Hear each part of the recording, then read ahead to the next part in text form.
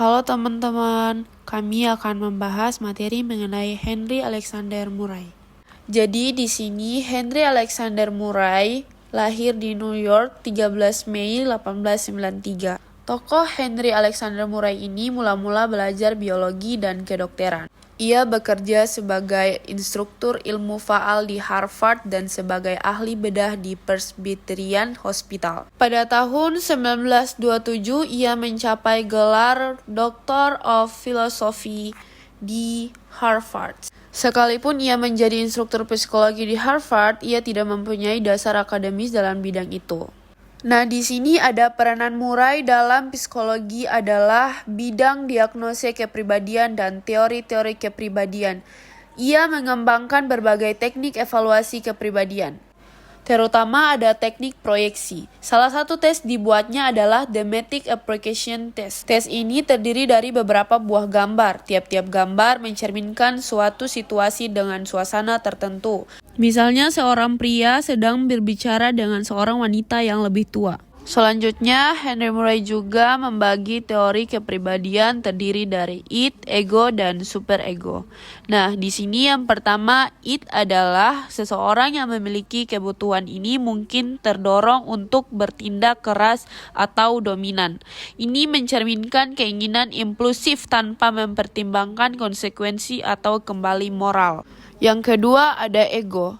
Nah, orang dengan kebutuhan ini berusaha mencapai tujuan dengan cara yang realistis dan dapat diterima. Mereka akan merencanakan langkah-langkah konkret untuk memenuhi kebutuhan dan menyesuaikan tindakan mereka sesuai dengan situasi yang ada.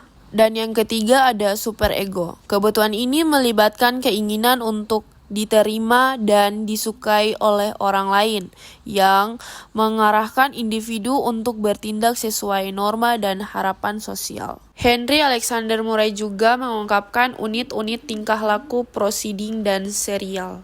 Nah, di sini bisa kalian lihat yang pertama ada proceeding. Proceeding adalah hubungan individu dengan orang lain dan serial adalah rangkaian proceeding menjadi unit tingkah laku. Ordinasi adalah cara mental tinggi, abilitas adalah gambaran dari kemampuan seseorang, dan prestasi adalah menunjukkan kemampuan yang dilakukan. Yang terakhir ada dinamika kepribadian.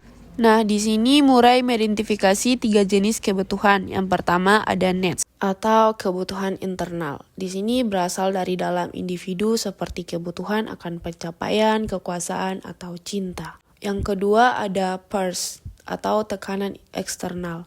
Di sini situasi atau tekanan dari lingkungan yang memengaruhi individu seperti persaingan atau tuntunan sosial. Dan yang terakhir ada attention reduction. Ini saat kebutuhan meningkat, maka individu merasa tegangan dan kepuasanlah yang mereduksi tegangan tersebut.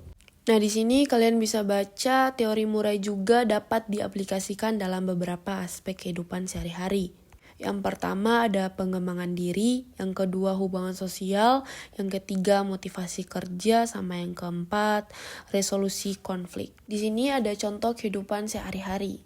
Contohnya, jika seseorang memiliki kebutuhan akan afiliasi yang tinggi, ia mungkin akan lebih senang berpartisipasi dalam kegiatan kelompok atau menghabiskan waktu bersama teman-temannya.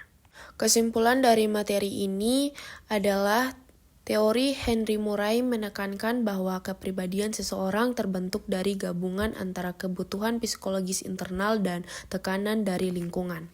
Perpaduan ini menciptakan pola motivasi dan perilaku unik dalam diri seseorang.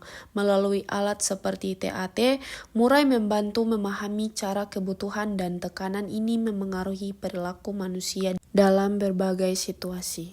Terima kasih sudah menonton video kami.